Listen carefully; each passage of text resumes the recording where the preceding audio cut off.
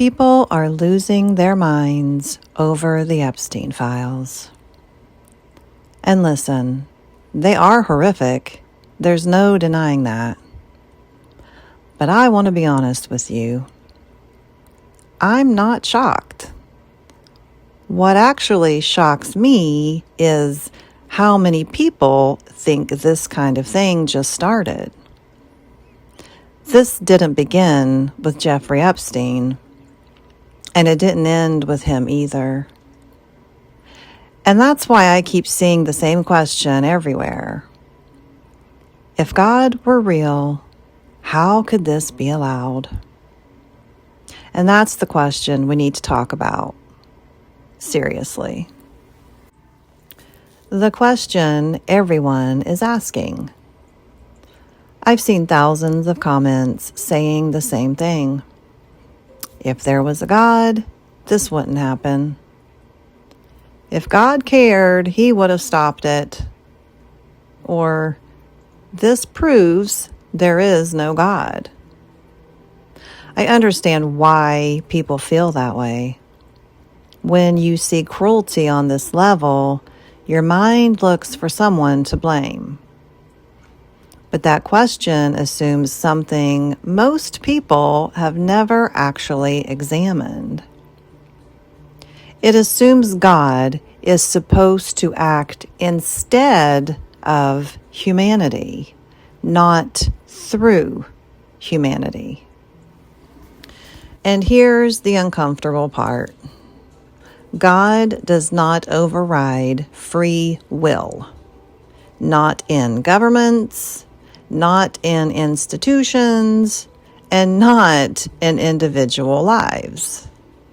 Systems like the one Epstein operated in don't exist because God created them.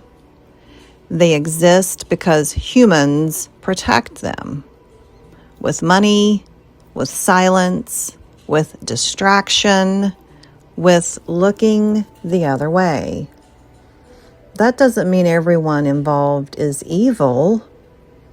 It means harmful systems survive through participation, not just perpetrators. And before anyone gets defensive, I'm not talking about committing crimes. I'm talking about something far more common. How harm actually persists. Harm doesn't need everyone to be bad. It only needs enough people to stay fragmented. Fragmented emotionally, fragmented spiritually, fragmented psychologically.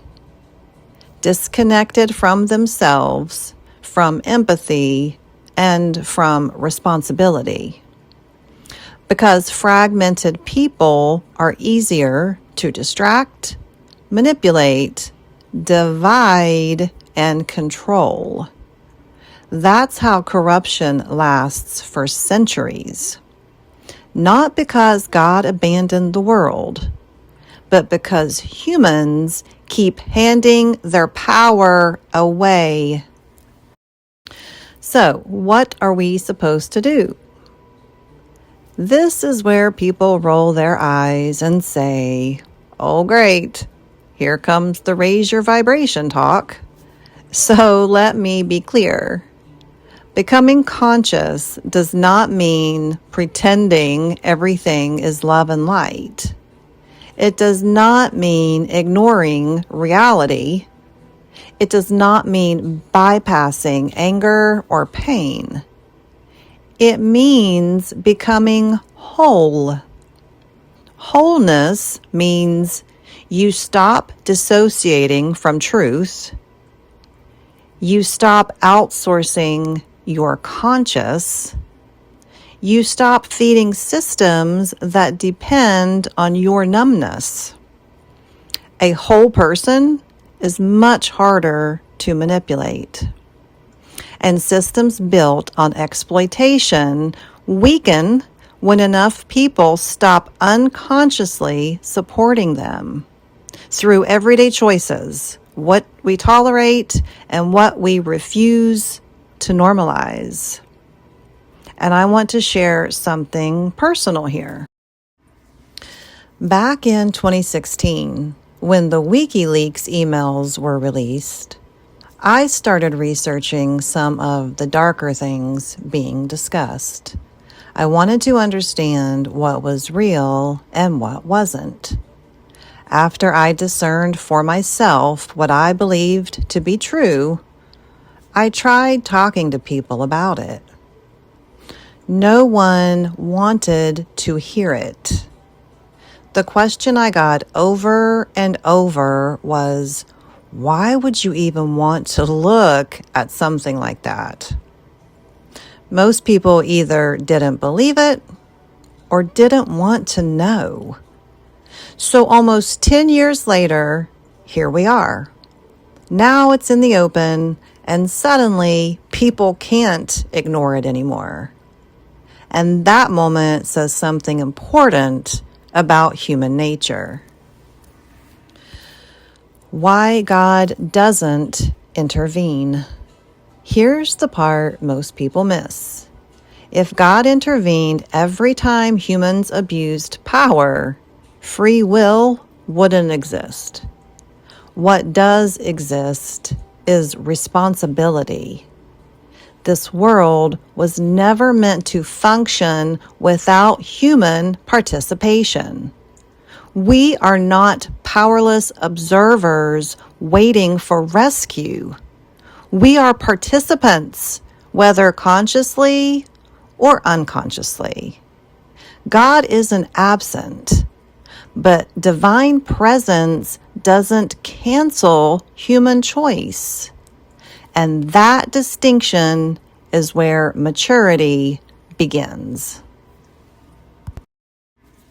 The Epstein files didn't reveal something new. They revealed something ancient. And justice won't come from outrage alone.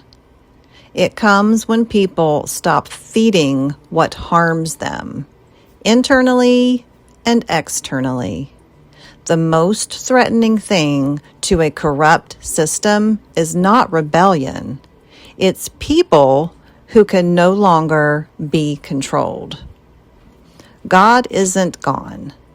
God is not asleep. But God moves through whoever is willing to become whole.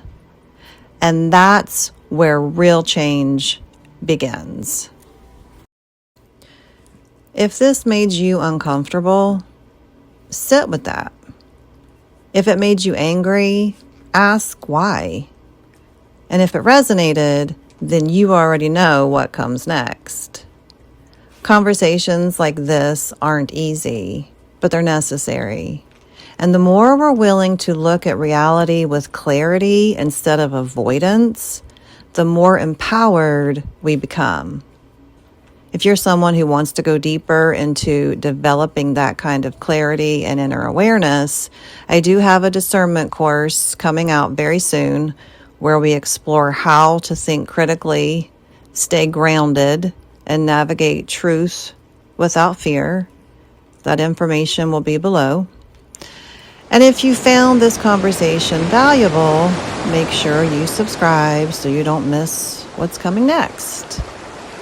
And until next time, be blessed. Namaste.